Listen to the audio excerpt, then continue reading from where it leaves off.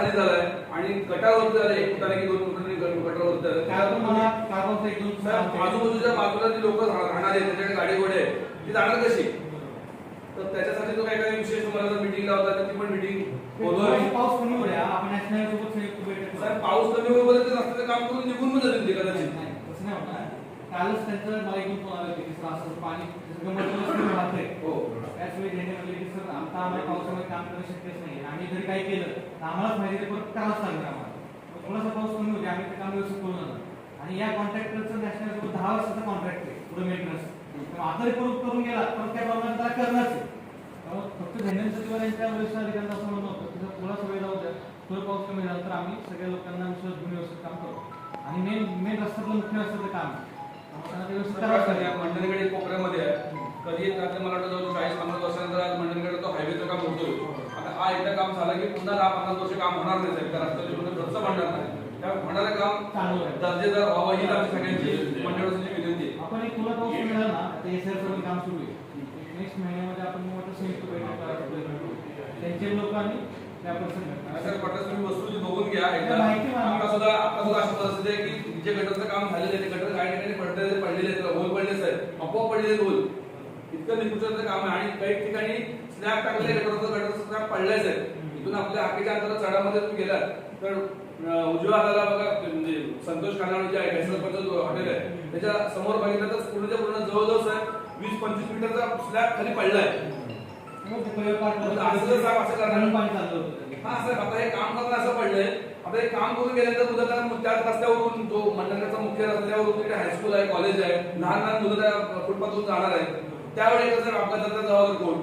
आणि मग ते अपघात होऊन नंतर बोलण्यापेक्षा आमचं म्हणणं आहे की त्याच्या आधी जर तुम्ही चांगलं दर्जेदार काम करून घेतलं किंवा त्यांना सूचना दिल्या तर ते बरोबर. हा बरोबर ना?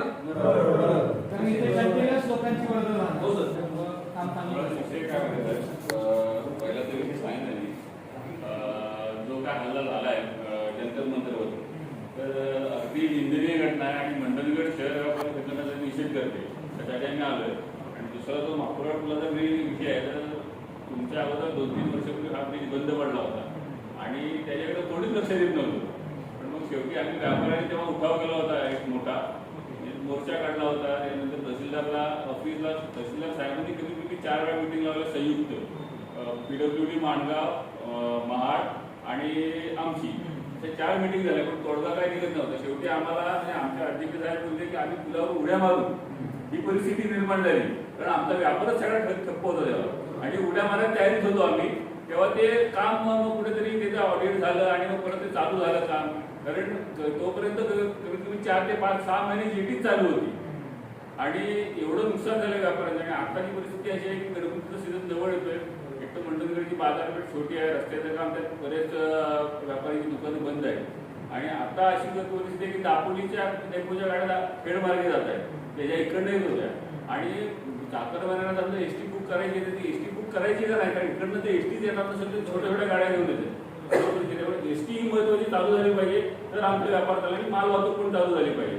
त्यासाठी तुम्ही तुमच्या सर्वांपर्यंत करा कारण आम्ही आता त्यात स्पष्ट म्हटलेलं आहे की आम्ही जर नाही चालू तर 8 दिवसात परत आम्हाला आंदोलन करायला लागेल. म्हणजे मंडणगडच्या मागे जर हा जर ठरलेलं जर आंदोलन केल्याशिवाय काय होणार नसेल तर ते बरोबर नाही. तुमच्या चुकीचं आहे. त्यामुळे तुम्ही त्यात प्रॉपर लक्ष घालून मग परत 8 दिवसांनी आम्हाला आंदोलन करायला लागेल. मग परत आंदोलनाचं अंतर उचलायचं, पुलावर जायचं, पोलीस बंदूक असं हे मागच्या वेळेला करून झालेलं आहे सगळं. तर आमची इच्छा अशी आहे की असं काय होऊ नये. तुमच्या ह्याच्यात तुम्ही ते अधिकार पाहिजे संयुक्त बैठक लावा त्याची जर होत नसेल लगेच. बोलतो संध्याकाळी सर म्हणजे आमचा विषय पास क्लिअरच होईल त्याची वेळ येणारच नाही. आणखी एक मुद्दा आता आमचे सगळे रिक्षा चालक येतील आमचे मंडणगडचे व्यापारीच आहेत, छोटे व्यावसायिक आहेत.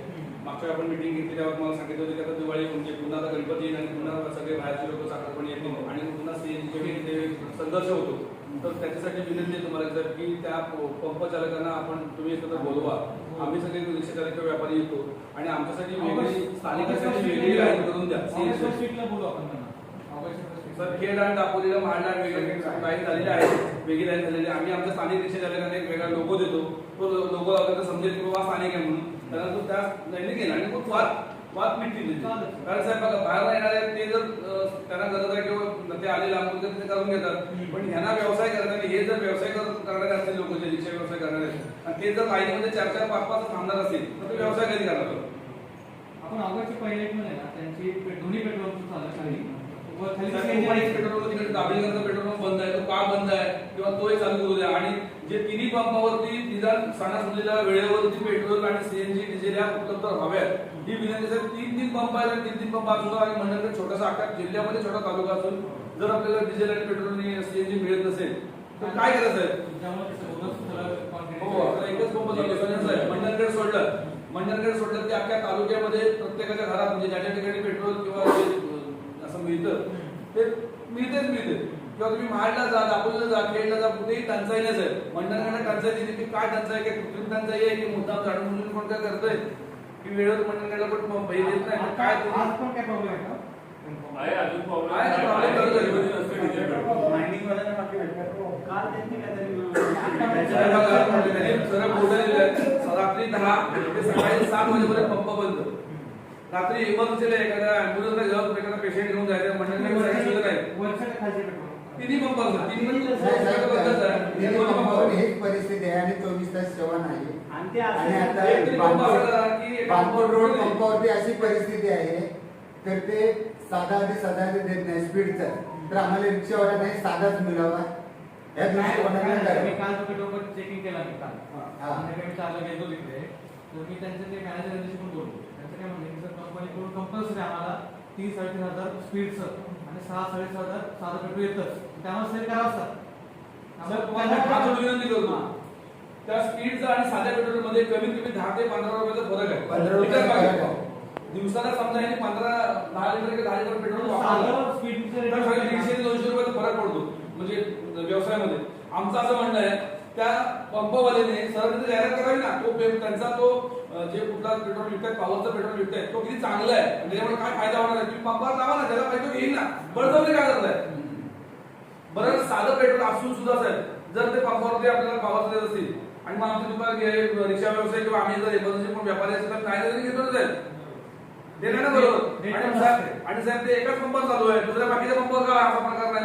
बाकी ठिकाणी कुठे नाही, मांडला वगैरे असं काय मांडला थोडं मंडणगडला ह्या पंपावर नाही ना. माहिती पण काय ह्याच्यावर आता थोडं काढते की आम्ही तुम्हाला निवेदन देतो या संदर्भात. तुम्ही कंपनीला करून टाका ना. हा ग्रामीण भाग आहे आणि 10 रुपये महामध्ये पेट्रोल कोणी घ्यायला तयार नाही सर. तुम्ही त्यामुळे प्रेशर नाही ना येणार पंपवाल्यांना.